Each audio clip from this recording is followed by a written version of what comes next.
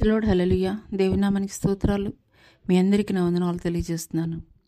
ఈ దినం కొరకు దేవుడు సిద్ధపరిచినటువంటి మాటలు, ప్రియ సహోదరి సహోదరుడా, నీవు ఎదుర్కొంటున్నటువంటి పరిస్థితులను బట్టి సమస్తము కూడా నేను కోల్పోయాను.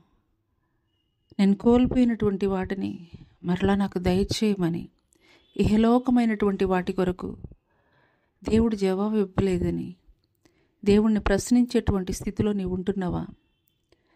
అయితే ఈ మాటలు దేవుడు నీ కొరకే మాట్లాడుతున్నారు.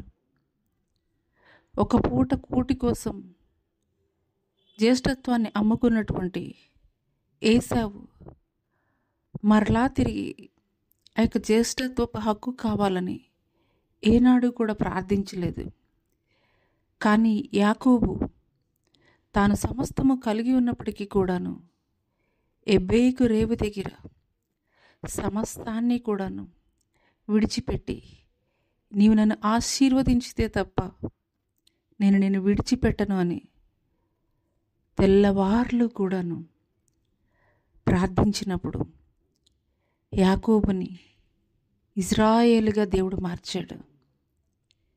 ఈ మాటలు వింటున్నటువంటి ప్రియనేస్తమా, ఈ లోక సంబంధమైనటువంటి వాటిని కోల్పోతేనే దేవుడు నీకు తిరిగి ఇవ్వలేదని దేవుడిని ప్రశ్నిస్తున్నావే?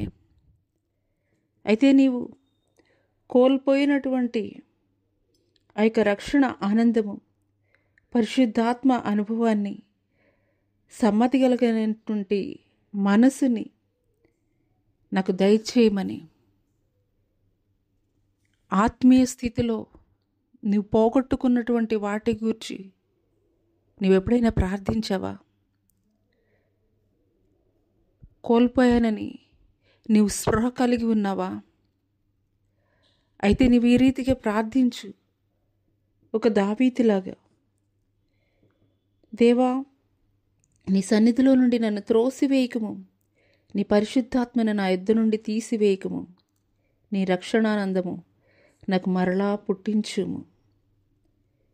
ఈ రీతిగా నువ్వు అడగగలిగే స్థితిలో మరలా దేవుని పాదాల యొద్ద చేరి నువ్వు అడిగే స్థితిలో నువ్వు ఉన్నట్లయితే నిశ్చయముగా నీవు కోల్పోయినటువంటి ఆ యొక్క రక్షణానందాన్ని, పరిశుద్ధాత్మ అనుభవాన్ని, ఆయన యొక్క సన్నిధిని, పరిపూర్ణమైనటువంటి సంతోషాన్ని దేవుడు మరలా నీకు తిరిగి ఇవ్వబోతున్నాడు.